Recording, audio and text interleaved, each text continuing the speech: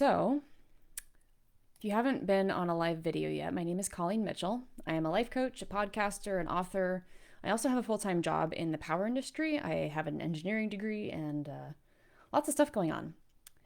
So today we're talking about the cost of priorities. And in the description of this video, I basically describe how I had my concept or my mindset about constraint and priorities directly challenged by master life coach Brooke Castillo. She's the founder and owner of the Life Coach School.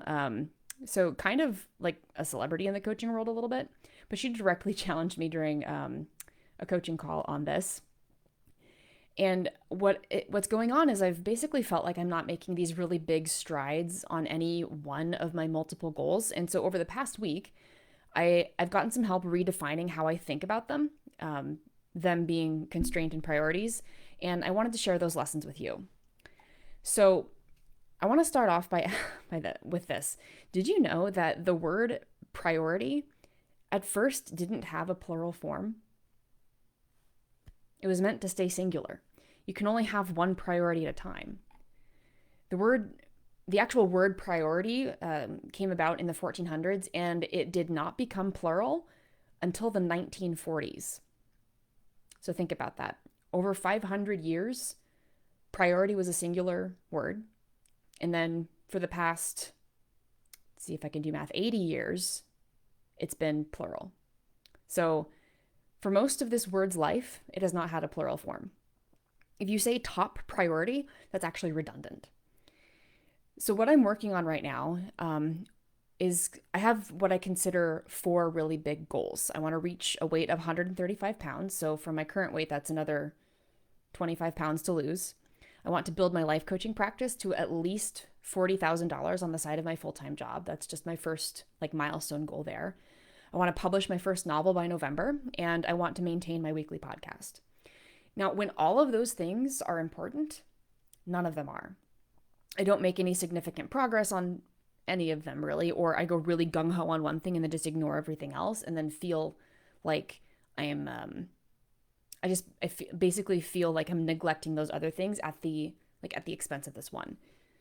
So I fall into this pattern of kind of planning things out on my calendar and then feeling resistant when I get to that thing, especially if it's not what I really want to work on. And this is normal, by the way.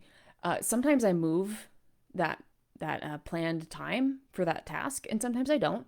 But thinking of all of those goals as them all being priorities wasn't helping.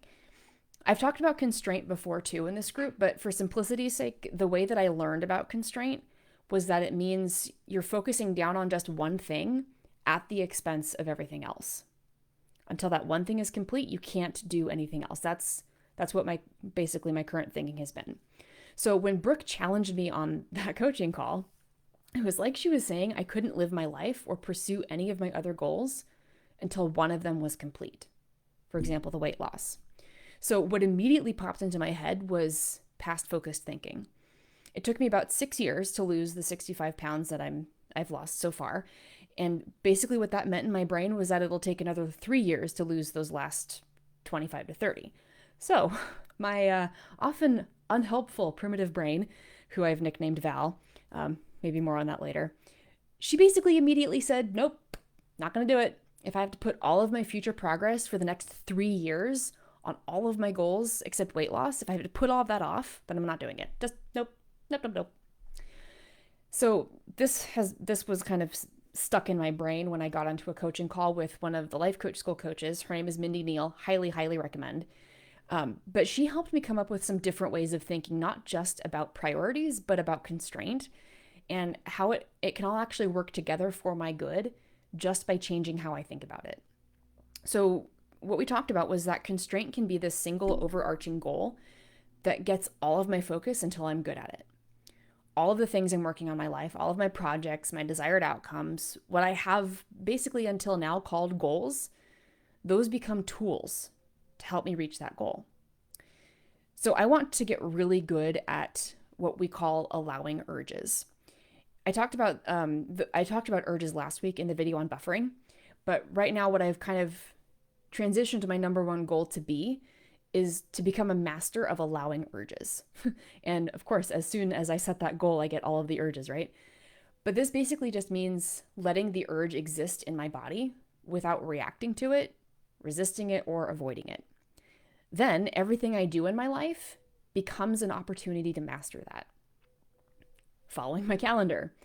That would keep the podcast running smoothly. It ensures I get my coaching work done. It gives me time to work on my book when I have time planned to work on my book. It means following my food protocol, and that would, of course, help with weight loss.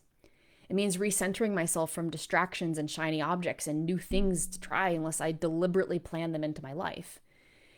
Allowing urges means that I allow all those uncomfortable feelings that I'm avoiding by reacting in the moment, by not following my calendar, by overeating, by doing things that I don't actually want to be doing long term. If I'm not allowing urges, it means I'm not really honoring my future version of myself who has achieved all of the things that I want to achieve. And side note, we get really good at what we repeatedly do. If we repeatedly give in to those urges and distractions, we get good at that, and our long-term success suffers. So when I was thinking about constraint and priorities differently, in that black and white way, and it's still something I'm working on, I was costing myself a lot. I cost myself mental energy, the possibility of something bigger, opportunities to improve myself, things like that. I'm in the middle of costing myself things by not allowing and not processing those urges. It's my work right now. Practically every sentence that goes through our minds and comes out of our mouths are stories. And we don't have to believe those stories if they don't serve us. This is something I'm working on too, getting better at recognizing what's basically my own bullshit and calling myself out on it. So to summarize here, all of your competing goals can be considered tools to use in the pursuit of a bigger goal that may be more abstract but redefines you as a person over time. This could be your overarching why. Black and white, all or nothing thinking costs you way more than it does to take some time thinking about how you want to do things. So like half of the battle is actually planning for the battle. And that comes through when you take the time to think about how you want to think about things. I didn't want to give up any of my projects. I'm still resistant to the possibility of stopping any one of them, but I know intellectually that if I did open up to that possibility, I could probably make faster progress in all of the areas of my life. And then the last one here is if a certain way of thinking isn't serving you, even if it feels true, it's holding you back. I want to offer that you don't have to believe something just because it's true, especially if it doesn't serve you. Sometimes what feels true for you may be the reason you're not further along in your goals.